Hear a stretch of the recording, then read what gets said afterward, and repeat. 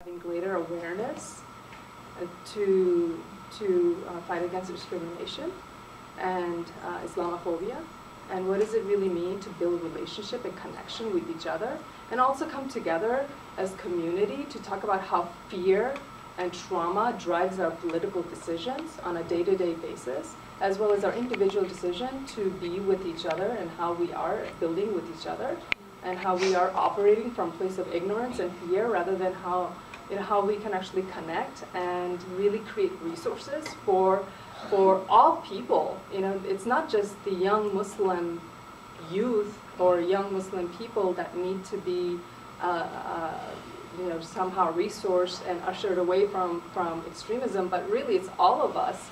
What is our role as community members, and what kind of resources do we need, and can we start to really look at the gaps from all these different angles, and also not also contribute to the myth. I know that there's just so much that we do as people. Like, I think we're kind of in this room. We're kind of room of intellectuals. I kind of gathered that already, and so we're kind of learning about these issues. But I wonder like how much the rest of the world really understands when we're looking at statistics like, when we open up the radio, when we turn on the radio or turn on the TV, the news, like I feel like 8 out of 10 stories are about the attack or some sort of terrorism, or and it's almost like that is the dominating kind of problem that we're experiencing in our world today, when really what we know that terrorism is actually, when we're looking at this report that actually came out of the State Department, of the Justice Department, gun violence, like regular gun violence, is we're talking about into the 30,000 incidences in 2013, and terrorism, 21.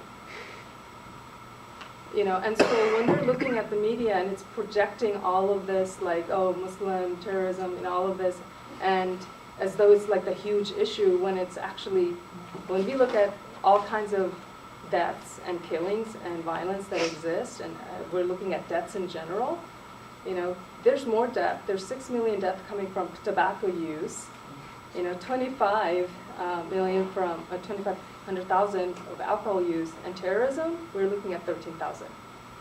And so, and there's little charts, you guys can take a look at it. Coming out of also another government agency. Government knows the statistics, but it's actually using the media to further create this culture of fear, this culture of trauma, so that we continue to just kind of, buy into the story. But I think most of you guys know all of this, so I'm going to just be quiet for now, and we can take on questions later.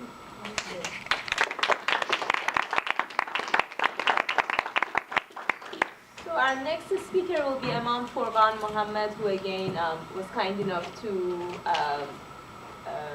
allow us to have this event at the Masjid here. And he was also a really strong supporter of the families when the trials were happening. And so Imam Furqan will share his thoughts on what you just heard, and also talk about some of the community support of the families when the cases were undergoing. I begin with God's name, the merciful benefactor, the merciful redeemer. I ask God always to guide my heart, to guide my mind, to guide my words, and bless me only to say those things that are needed. I'm very honored to be part of this group here today. I always identify myself with the poor and with the oppressed. And basically, as we look throughout the world, we see the oppressor and the oppressed. And God has always favored the oppressed. In the Quran, God says, stand out for justice, though it be against your own self, against your family, and your nearest of kin. One of the things that I want to say to everyone here today, that what is happening here in America is strange for many of us, And for many of us, it's not strange. I was born in this country here, in particular Atlanta. So I was born black. And if you understand where I'm coming from, I was born guilty. I was born already executed and judged. In the 60s, I became a Muslim. So now I'm black and I'm a Muslim. 2 strikes against me. And we never refer to ourselves as black Muslim.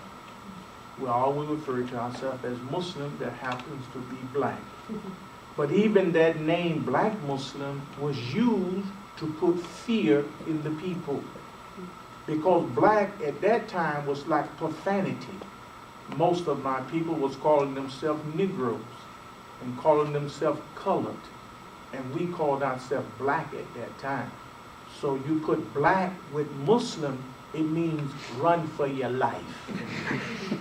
And now here we are after 9/11.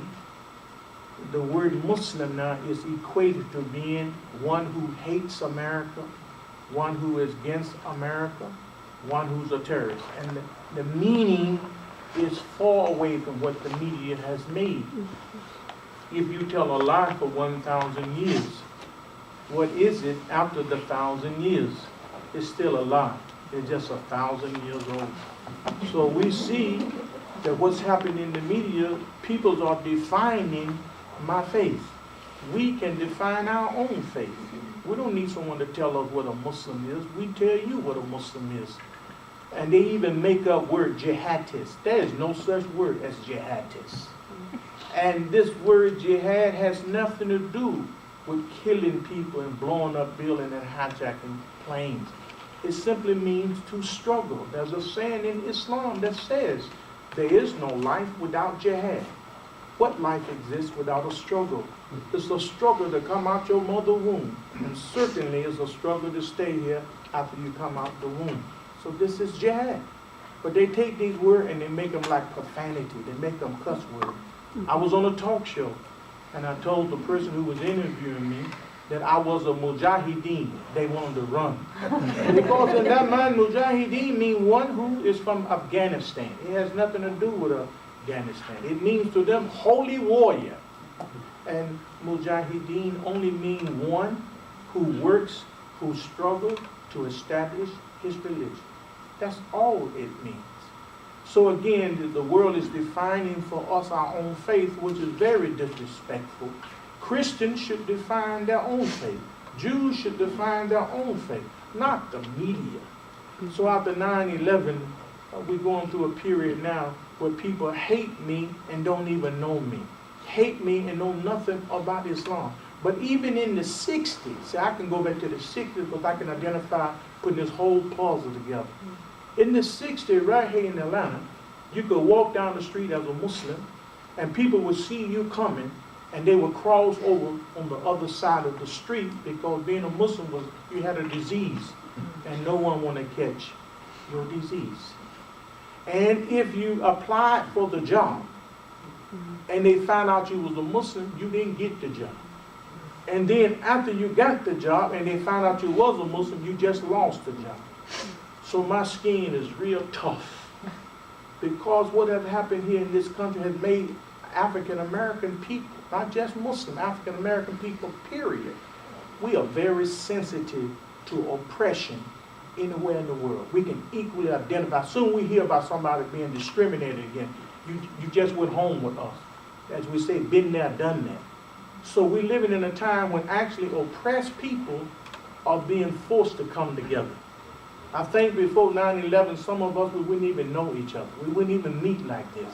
So we have to look inside of a bad situation and see the good in it. Because inside of bad, there's always some good, but inside of good, there's never any bad. So we're here today because we're being oppressed, we're being discriminated, we're being singled out. And all that equals a form of oppression. And so again, if we don't tell our own story, whoever tell it, they're going to tell it wrong. So we have to be more vocal and tell our own story. I was listening to all of the speakers here today. You could tell they got so much to say. Their story is more than 12 or 10 or 3 minutes. Because again, when you're dealing with oppression, you're not dealing with a color. You're not dealing with a religion. You're not dealing with a skin. You're dealing with a soul. And you listen to the speakers today, you can hear their soul talking to us. And we can identify with what they were saying. So again, I'm so honored to be here tonight and to be the host here tonight and to have so many of you probably in your lifetime when it came to a masjid. So you're in a mosque and you're in a masjid, as we say. And for some people, you will be talked about even for that. That's the time we live in, so sensitive. You went to a mosque? You must going to be a Muslim. You went to a mosque and you walked out alive? They didn't kill you? I mean, it's really pitiful, this ignorance. So what we're doing, I have to say, education is the key. We have to educate the public. We have to inform the public. We have a public that's been misinformed. We have a public that have received the wrong information. I want to end on this note here. The late Malcolm X, he was on a plane. And across from him there was a couple, European-American couple. And on his briefcase, it had an X on it. And they were staring at that X. So they asked him, what kind of person has a name that starts with an X? And he said, that's it, Malcolm X. And they got quiet for 5 or more minutes. And then they said, wait a minute, you can't be Malcolm X. And the reason they said this, because the Malcolm X, they was told he had horns and he had a tail and blood is always dripping from his mouth. And they had a highly social, educated conversation, and they would never be able to put that together, but this is who Malcolm X was. They were going on what they was told. I want you to know, yesterday, I went to a prison, and I was rejected. Now, I'm a person that's cleared in federal prison, in state prison, in county jail, in city jail. That, when I say cleared, background, fingerprint, all of that. I was the guest of a chaplain. And the chaplain said he was told that I couldn't go into prison with him. So again, even now, I'm being ridiculed and discriminated against because I'm called a hate teacher. One of the reasons people say I go into the prison is that you go there to raise up suicide bombers because they're already angry with the judicial system. They're already angry with America. So they make prime candidate, and that's why you go into the prison. So again, so this is a good example, and the chaplain himself was shocked. I said, what did they tell you? They just told me that I couldn't bring you, that you couldn't come in. No explanation was given other than that. I cleared chaplain. I'm wearing their badge that was given to me by them, approved by them. So again, we're living in a time where we have to understand ignorance is prevailing over the knowledge. And again, we can't be quitters. Sister Karima was saying, in the struggle, we have to have a mindset, we in the struggle to death. Not till we get to the stop sign, not till tomorrow, but forever.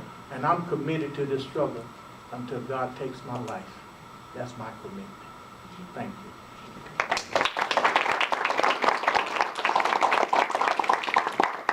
Thank you very much. So, yes. My beloved brothers and sisters, I must leave reluctantly. I brought some flyers. I have another appointment. I brought some flyers here, 2 different kind of flyers. Please feel free to take it. And these flyers concerning Imam Jamil Hamoon, who has been incarcerated